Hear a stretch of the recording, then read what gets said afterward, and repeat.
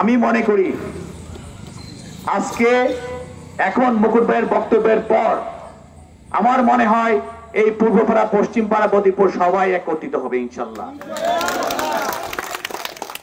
আপনারা যে কারণে, যে সাময়িক অসুবিধার জন্য নৌকা নিয়ে যেটা ঘটনা ঘটেছেন, যে এই মাছবাড়ি এলাকার মানুষের নৌকার সুবিধা করে দিতে হবে, এখানে একটা বাজার তৈরি করে দিতে হবে।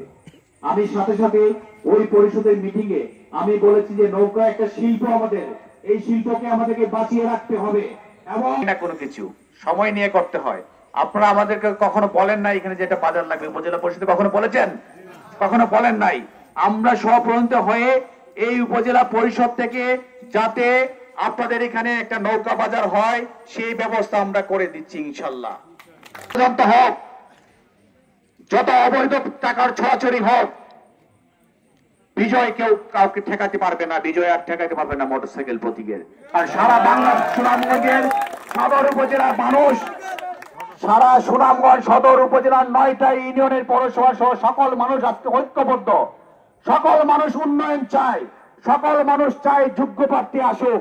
রাত্রে অনেক হয়ে গেছে, আপনারা ধৈর্য ধরে বক্তব্য শুনছেন, সেজন্য আপনাদেরকে আমি আন্তরিকভাবে ধন্যবাদ জানাচ্ছি।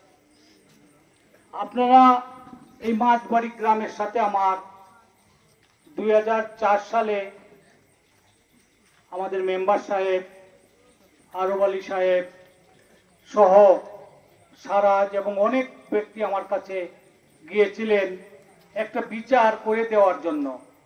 এই বিচারে মসজিদের সামনে বিচার হয়েছিল। এই বিচারে অনেক বিএনপি নেতারা উপস্থিত ছিলেন এবং তাদের সাথে মসজিদের সত্ত্ব নিয়ে, মসজিদের মালিকানার জমি নিয়ে, মসজিদের জায়গা আমি উদ্ধার করে দেই। 56 একর জায়গা এই মসজিদের নামে আমি নামজারি করে দেই। এই নামজারির কাগজ আপনারা দেখতে পাবেন। 120 ওই সিজ করে তাদের সাথে বাক বিতণ্ড করে অনেক তর্ক বিতর্ক হয়। আপনাদের সাথে মনের মিসবা সাহেব আমাকে বলেছেন যে মুকুট ভাই, আপনি মাছবাড়ি গ্রামে সাদেক সাহেবের পক্ষে মিটিং করতে যায়েন না।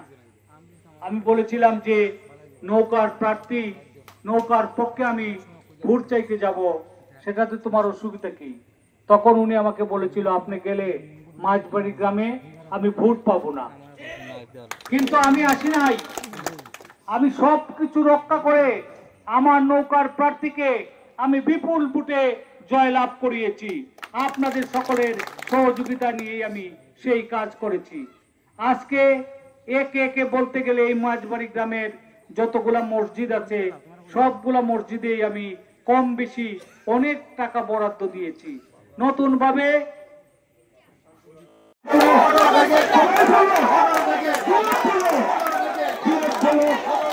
ধন্যবাদ। আপনারা অনেক আমাদের